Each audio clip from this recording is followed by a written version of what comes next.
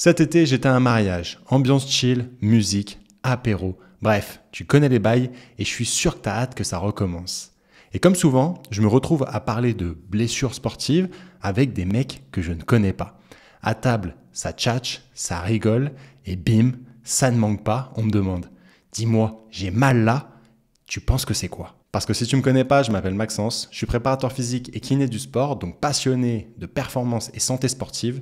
Et la limite entre mon métier et ma passion est si fine que je n'ai aucun mal à te parler de tout ça pendant toute une réception. Ce soir-là, le tendon était la star de la soirée.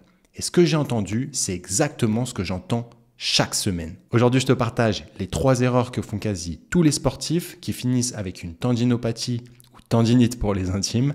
Si tu as des douleurs, si tu es passionné de sport ou juste curieux, je te partage les enseignements de ma soirée. Pour te donner un peu de contexte, je suis à ce mariage et je connais personne à table à part les 2 mariés. Et à côté de moi, il y a 2 gars, bien sapés, bien fit. Et très vite, on commence à parler de sport outdoor, de sport de combat, de sport collectif. Je dis que je suis kiné du sport et préparateur physique. Et comme d'hab, les confidences commencent. Dis-moi, j'ai mal au tendon d'Achille. L'autre me dit, moi c'est plutôt au niveau du genou. Ce qui est fou, c'est que les 3 mêmes erreurs reviennent constamment et peu importe le niveau du mec en face, que tu sois en 4e division départementale ou que tu sois à un niveau national. La première erreur, c'est que tu fais tout le temps le même sport de façon répétée et ce pendant plusieurs années, ce qui n'est pas du tout logique pour le corps humain. Ton corps, c'est un peu comme une playlist. Si tu mets toujours la même chanson à fond, tu finis par peut-être péter les enceintes, surtout si tu mets du Ninao de Maître Gims. Mais pour le mec du mariage, cette erreur, elle était assez minime car il faisait du triathlon. Et ce qui m'a tué, c'est qu'il m'a dit moi je fais du tri pour varier mon entraînement et faire de l'entraînement croisé. Ce qui peut être une bonne idée dans l'ensemble, et j'en parle d'ailleurs régulièrement dans le podcast avec mes invités experts, sauf que son intention avait complètement changé de l'entraînement croisé, dans le but de stimuler son corps différemment, à performer dans les 3 disciplines. Donc en fait, il s'est rajouté de la charge, mais sans jamais vraiment soulager son tendon et ses articulations. Il reste dans les mêmes schémas moteurs, les mêmes tissus qui prennent constamment la même charge. Ce que tu dois capter, c'est que si tu veux durer, tu dois varier les contraintes. Faire un autre sport, par exemple jouer au paddle et faire un peu d'aerox, est-ce que tu serais victime de la hype ? Peut-être, mais est-ce que c'est mal ? Peut-être pas. En tout cas, renforce-toi dans d'autres angles et d'autres amplitudes. Parce que ton tendon, lui, il évolue pas exactement aussi vite que tes muscles. Il a besoin de plus de temps, de variété et de progressivité. Bref, sois patient. J'en parle d'ailleurs dans l'épisode avec la team Ibex, check le lien en description, et ils expliquent pourquoi l'entraînement croisé peut être hyper intelligent et que c'est pas juste du marketing. Dans le cas d'un sportif professionnel ou de haut niveau, la réflexion elle est complètement différente. Son sport, c'est son métier. Il le fait tous les jours, beaucoup et à très haute intensité. On va l'accompagner tout au long de la saison pour le soulager et essayer de créer des adaptations favorables en contrecarrant son sport avec le temps qu'on a à disposition en préparation physique. On profite donc des trêves pour travailler sur ses déficits et ses qualités d'être humain avant de le voir uniquement comme un athlète de tel sport. La deuxième erreur est la mauvaise gestion du temps et de l'intensité de ton entraînement. T'en fais trop et trop vite. Partir d'un souhait, d'une progression en running pour effectuer 3 sports compétitifs fait exploser ton volume. Si nous prenons un exemple classique, le début dans une nouvelle activité est souvent trop brutal. T'es motivé, tu veux progresser, tu mates ton Strava, tu te compares avec tes potes ou sur ton Insta et tu balances direct 3 stories lors de tes premières sorties. Tu t'inscris directement à une compétition, à un marathon, mais ton tendon, lui, il tient pas trop à cette montée brutale. La règle de base, c'est la progressivité. Augmente ton volume ou ton intensité de 5 à 10% par semaine, pas plus. Voici un cadre flexible.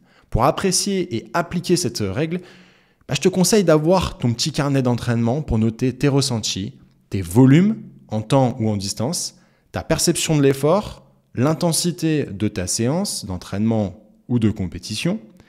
Et on peut même être assez précis en notant son état de bien-être hors sport, que ce soit sur ton sommeil, en qualité et en quantité, le niveau des courbatures, ton niveau de stress, ton environnement personnel et professionnel, et pas dans le but de faire plaisir à ton coach, mais pour mieux te connaître et mieux calibrer ton entraînement. Ça peut te paraître simpliste, mais trop peu le font. Ça peut être un simple carnet pour poser les choses à l'écrit, l'application note de ton téléphone ou encore une application de suivi de coaching individualisé comme celle que j'utilise avec mes clients sportifs. En fait, le problème, c'est que le tendon, pour reprendre notre exemple de base, n'aime pas trop les variations de volume et d'intensité, il n'aime pas trop les montagnes russes. Il veut des étapes claires, des charges qui montent doucement et régulièrement.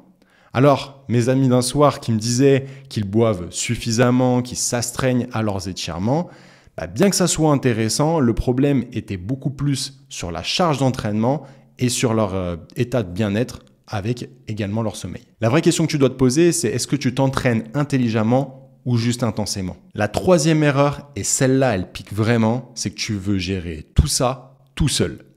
Le gars, il me dit, aller chez le kiné, c'est beaucoup trop long, c'est une perte de temps, et il n'y a pas assez de résultats. Et cela m'a questionné sur plusieurs aspects. Le premier est le manque de rapidité des résultats. Comme je te l'ai dit, la prise en charge tendineuse est souvent longue. Plusieurs semaines, voire plusieurs mois, en fonction des symptômes du moment et du moment de ta consultation. C'est normal parce que ce n'est pas un bouton on-off. Bref, n'attends pas que tes symptômes dégénèrent. La vérité, c'est que ton tendon doit être beaucoup plus fort que la contrainte qu'il va subir sur le terrain.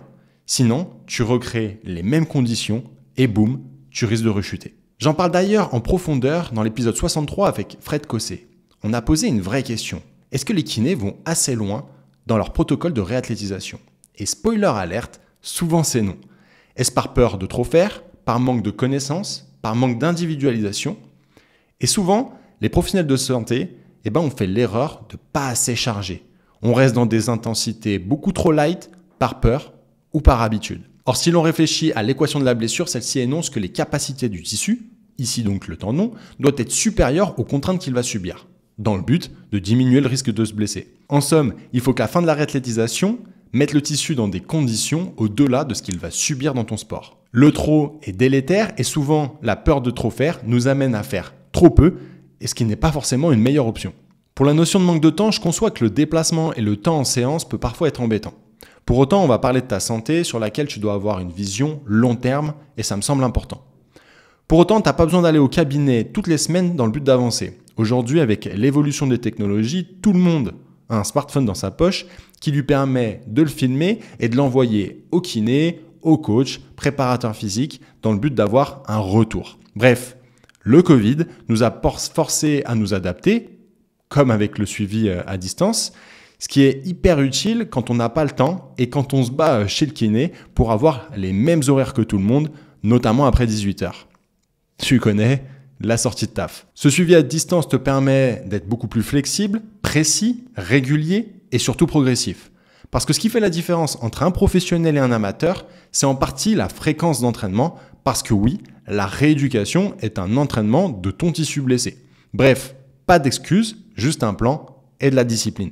Ce que j'ai appris ce soir-là, c'est que beaucoup de douleurs auraient pu être évitées avec plus de conscience, un peu moins d'ego et un bon plan. Je leur en veux pas, on est tous pareils.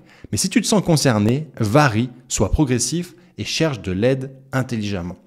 Ton corps a tendance à te parler, donc écoute-le et fais le taf. Mets en commentaire si toi aussi tu as eu des galères avec tes tendons et dis-moi ce qui a marché pour toi.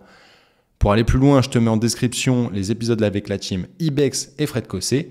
Et si cette vidéo t'a parlé, abonne-toi, il y a encore plein de choses à dire sur la performance et la santé sportive. Force!